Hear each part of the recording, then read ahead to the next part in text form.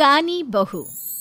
किशोरी लाल जी के बेटे राघव की शादी की बात जगह जगह चल रही थी, लेकिन किशोरी लाल जी को कोई लड़की पसंद ही नहीं आती थी। और उसकी एक ही वजह थी, किशोरी लाल जी का लालची होना। उनको लड़की वालों से मोटा दहेज चाहिए था और इसी चक्कर में एक दिन वो एक बहुत पैसे वाले के घर अपने बेटे का रिश्ता लेकर पहुंचे। उस आदमी का नाम था ओम प्रकाश। देखिए किशोरी लाल जी, मेरी एक ही बेटी है और मेरी सारी संपत्ति जायदाद सब कुछ मेरी बेटी नैना का ही है। पापा, नाम से लगता है बहुत खूबसूरत होगी। कितना अच्छा नाम है ना, नैना। ओ, वैसे बात तो सही है आपकी। अब इतना पैसा है, जमीन जायदाद है, इकलौती बेटी, आप भी क्या करेंगे? सब कुछ उसे ही देंगे ना। बिल्कुल ठीक पहचाना आपने। बस बेटी की शादी और सारी जायदाद उसके नाम। पापा, बिना देखे हाँ कर दीजिए ना। इतना अच्छा रिश्ता फिर कहाँ मिलेगा? माला माल हो जाएंगे हम। मैं अपनी बेटी को बुलाता हूँ। अरे नहीं नहीं नहीं नहीं, आपकी बेटी का नाम नैना है, सुनकर ही लगता है बहुत सुंदर होगी। रहने दीजिए अंकल, मैं तो आपकी बेटी के नाम से ही इतना खुश हो गया हूँ कि उसे बिना देखे शादी करने को तैयार हूँ। अब तो मैं उसका चेहरा सीधे शादी के बाद ही देखूंगा। और इस तरह राघव नैना का चेहरा नहीं देखता और उससे शादी कर लेता है। शादी के बाद अपनी सुहाग रात पर जब राघव नैना का घूंघट उठाकर देखता है तो नैना की आंखें बंद थी। कितने खूबसूरत हो तुम नैना, जरा अपनी आंखें खोलकर मेरी तरफ देखो तो सही। नहीं, मुझे शर्म आती है। अरे, मैंने तुम्हें शादी से पहले भी नहीं देखा, और अब अगर तुम आंखें खोलकर मुझे देखोगी भी नहीं तो मुझे अच्छा कैसे लगेगा? इससे पहले कि नैना अपनी आंखें खोलकर राघव की तरफ देखती, अचानक से लाइट चली गई और राघव नैना को पूरी तरह से देख भी नहीं पाया। अगली सुबह नैना राघव के लिए नाश्ता बनाकर लेकर आई। अरे ये क्या, आधा पराठा सेका हुआ है और आधा बिल्कुल कच्चा। ये तुमने क्या किया नैना? बहू, तुमने क्या आधा पराठा तवे से नीचे लटका कर रखा था, जो आधा सिका है और आधा कच्चा? मुझे जितना दिखेगा उतना ही तो सीखूंगी ना पापा जी। जहाँ जहाँ मुझे नजर आ रहा था वहाँ मैंने सीख लिया, जहाँ जहाँ नहीं दिखा वहाँ कच्चा रह गया होगा। इसका क्या मतलब है? ये कैसा मजाक कर रही है तुम? अरे बहू, तुमने इतना लंबा घूंघट क्यों लगाया हुआ है? देखो, हमारे घर में बहुओं को बेटी की तरह रखा जाता है, और फिर तुम तो इतना सारा माल लेकर आई हो। देखो, ये घूंघट डालकर रखने की कोई ज़रूरत नहीं है। हाँ नैना, पापा जी ठीक कह रहे हैं, तुम तो आराम से रहो, अपना ही घर समझो। नैना अचानक से अपना घूंघट उठा लेती है। अरे ये क्या पापा, नैना की तो एक आंख फूटी हुई है। नाम से नैना, लेकिन ये तो कानी बहू निकली। मेरे साथ धोखा हुआ है, धोखा।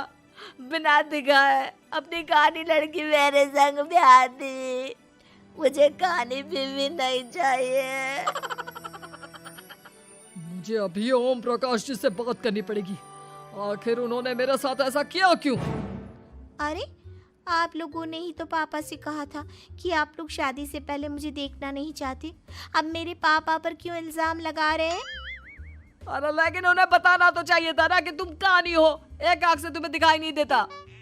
किशोरी लाल और राघव नाराज होकर ओम प्रकाश को अपने घर बुलाते हैं। पापा जी, ये आपने क्या किया? शादी से पहले बताया क्यों नहीं कि नैना की आंखों में परेशानी है? अरे, आप ही ने तो लड़की देखने से मना कर दिया था। अरे लेकिन आप बता तो सकते थे।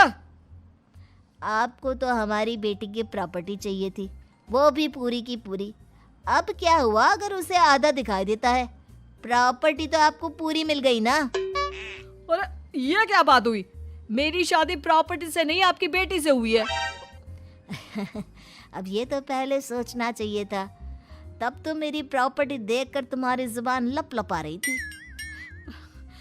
लेकिन मैं कानी लड़की को अपनी बीवी बनाकर नहीं रख सकता।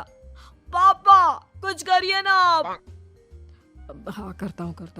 देखिए ओम प्रकाश जी, आप हमारे साथ ऐसा नहीं कर सकते। और तुम देखो, अगर तुमने मेरी बेटी से शादी तोड़ी ना, तो जो भी प्रॉपर्टी मैंने तुम्हें दी है वो तो पूरी की पूरी वापस ले ही लूँगा, और आधी प्रॉपर्टी तुम्हारी भी लूँगा। अरे मेरी आधी प्रॉपर्टी भला क्यों लेंगे आप? इसलिए क्योंकि मेरी बेटी को आधा नज़र आता है और उसकी नज़र अभी तक तुम्हारी आधी जायदाद पर ही पड़ी है।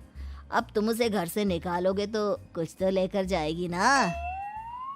और अगर हम आपकी बेटी को अपने घर की बहू बना कर रखे तो? तो तुम्हारी पूरी प्रॉपर्टी तुम्हारी ही रहेगी, और जो मैंने तुम्हें दिया है ना, उसमें से बस मैं आधा लेकर जाऊंगा। अरे लेकिन अब आप अपनी दी हुई प्रॉपर्टी में से आधी वापस क्यों लेकर जाएंगे? अगर मैं आपकी बेटी को अपनी पत्नी बनाकर रखने को तैयार हूं तो? इसलिए ताकि भविष्य में अगर तुम मेरी बेटी को धोखा दो तो उसके पास कुछ तो रहे जो पति का हो। वैसे मेरे पास तो बहुत कुछ है, लेकिन अपने पति की कोई निशानी तो उसके पास होनी चाहिए ना। अब अगर तुमने मेरी बेटी को कानी कहा तो तुम्हें प्रॉपर्टी भी कानी ही मिलेगी, पूरी नहीं। जमाए राजा।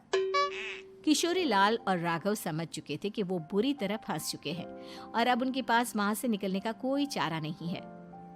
अब समझ में आया ना, लालच बुरी बला होती है। एक तो तुम्हें प्रॉपर्टी मिली, ऊपर से बीवी मिली, उसमें तुम्हें नखरे भी दिखाने हैं। आए बड़े, चुपचाप बैठो दोनों। कुछ दिनों के बाद नैना राघव की कार लेकर बाजार घूमने निकलती है और जब कार लेकर वापस आती है, ये क्या? एक तरफ से मेरी गाड़ी पूरी खराब हो चुकी है।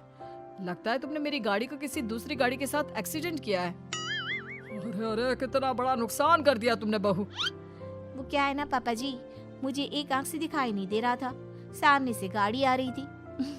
मुझे तो सिर्फ आधा ही दिखाई दिया और वो गाड़ी मेरी कार से रगड़ते हुए निकल गई। अब मैं क्या करूं बताओ? आप इसे ठीक कराने के पैसे कौन देगा? तुम्हारे पापा। तुमने मुझसे इस तरह से बात की? अभी रुको। नैना राघव की शिकायत ओम प्रकाश को कर देती है। देखो राघव, अब जो मेरी आधी प्रॉपर्टी तुम्हारे पास थी ना, उसमें से आधी और मैं लेकर जाऊंगा, क्योंकि तुमने मेरी बेटी को डांटा। अरे नहीं नहीं पापा जी, गलती हो गई, माफ कर दो। गलती की तो कोई गुंजाइश ही नहीं। अगली बार मेरी बेटी को डांटा तो बची हुई आधी में से आधी और ले जाऊंगा। लालच के चक्कर में हम दोनों ने बहुत बड़ी गलती कर दी बेटा। एक तो तुम्हें कानी बहू मिली और ऊपर से जो माल मिला वो भी काना। इस तरह राघव की हर एक गलती पर ओम प्रकाश उसकी प्रॉपर्टी का आधा आधा हिस्सा लेकर अपना सारा माल वापस ले गया और राघव को कानी बीवी से काम चलाना पड़ा। भाई लालच वाकई में बुरी बला है।